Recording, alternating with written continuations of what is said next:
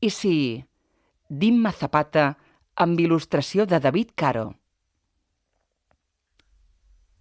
Va costar trobar-los noms, de tan diferent que era el seu aspecte del dels seus predecessors a la finca.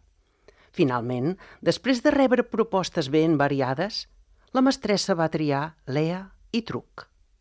Com a germans que eren, s'assemblaven molt.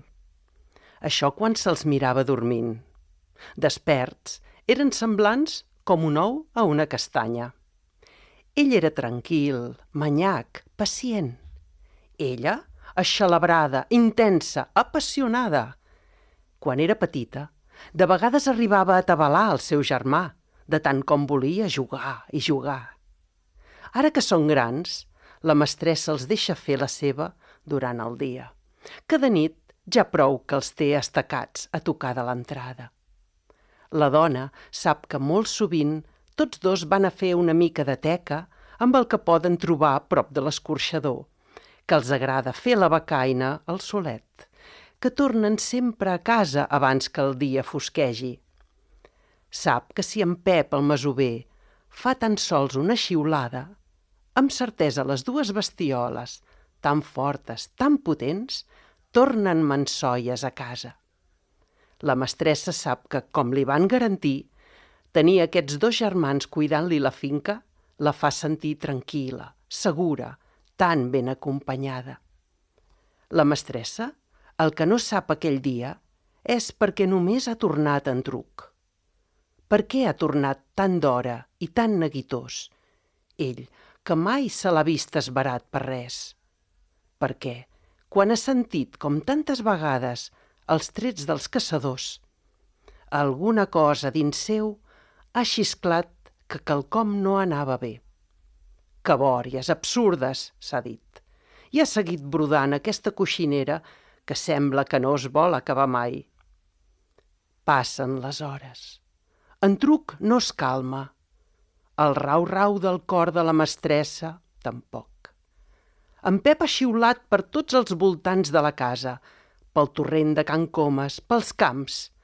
Fins a l'escorxador ha arribat, i d'allà fins a Calella, on els carrers respiren quelcom nou, com l'estranya energia que s'escola per les portes, les finestres, les esquerdes de les parets, en els dies que no són com els dies qualsevol, en les dates que tothom que les viu sap que recordarà i que explicarà als nens un i altre cop. Jo hi vaig ser. Ho recordo ben bé com si fos ara. No ho oblidaré mai. El somriure en les boques i en les mirades de la gent que es troba pel carrer, per la plaça, és tan compartit que en Pep dubta, i tot, de preguntar-ne la causa, com si hagués de ser quelcom que no es pot deixar de conèixer sense semblar ben ximple o arribat de vés a saber on. Recorda, tanmateix, que si hom vol assabentar-se de què hi ha de nou, només ha d'anar a la taverna. L'escalforeta d'un bon got de vi i gol avall desferma llengües, vesteix ponts d'amistats, tan ferms com efímers un cop passat l'efecte de l'esperit que s'hagi ingerit. Obre la porta i troba el local ben ple d'homes i d'una energia de celebració que té molt de salvatge, d'atàvica. Enfilat dalt d'una taula del centre de la sala, en Pep hi reconeix en Quico Reli, amic d'infantesa, que en veure-la entrar li crida «Ei, Pep! He mort el llop!» La còrpora del manelic calallenc, ja ben reblerta de vi, és a punt de caure del seu improvisat podi.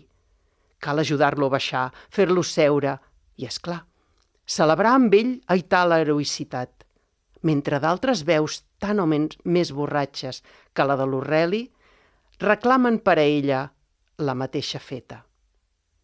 En Pep, però, no s'hi vol estar gaire. La mestressa segueix sense saber on és la Lea, i això de la mort d'un llop... No hi posaria la mà al foc, en Pep, però és que la Lea, segons com, s'hi assembla a un llop. I si, pensa també la mestressa, en rebre les noves que li porta en Pep. Així que ara És la senyora qui baixa a Calella. No va pas a la taverna. És una dona i aquell indret és per a homes o dones de vida irregular, com ella sol dir-ne. Va directament a casa de l'alcalde. Sí, senyora, corre a dir-li la més alta autoritat calellenca, tot etzibant-li un ben espès baf d'alcohol i vocalitzant amb menys claredat que quan fa els seus discursos. I tant que hem mort un llop. Bé, de fet, una femella, però fan mal igual, oi? No estem ben satisfets, bona feina. Només em sap greu que la mala bèstia era amb una altra i aquesta ha escapat. Haurem de fer una segona batuda i no se'ns esmunyirà, no. No pateixi pas. Vingui, vingui, que tenim la llopa penjada just aquí, a l'hort de casa, que així tothom la pot veure. Els xiscles i els plors de la mestressa de la Lea, amb el cor trencat davant el cadàver de la seva gossa, salvatgement morta, humiliantment exposada, li fan passar del tot la mona a l'alcalde. I de retruc a tota la clientela de la taverna quan saben què ha passat. Com la pólvora, corre per carrers i places la notícia. La lloba no és una lloba, és una gossa. Si es pogués tirar el temps enrere, si es pogués desfer el que està fet, si la Lea pogués tornar a casa, tard, sí, però viva, tan bonica, tan intensa. La gent de Calella no pot fer miracles. Fa el que pot fer per compensar la desgràcia, que és mantenir la Lea viva en el record. La posen al seu escut. Passa a formar part del bestiari popular en representació de la ciutat. Sofreixen pacientment les brometes de la gent dels pobles veïns. Calella la llopa. Molts establiments i activitats prenen el nom de la llopa. En un lloc ben emblemàtic hi col·loquen una escultura que la retrata i que gent del poble i estrangers acaricien i s'hi fan fotos més d'un segle després de la seva mort.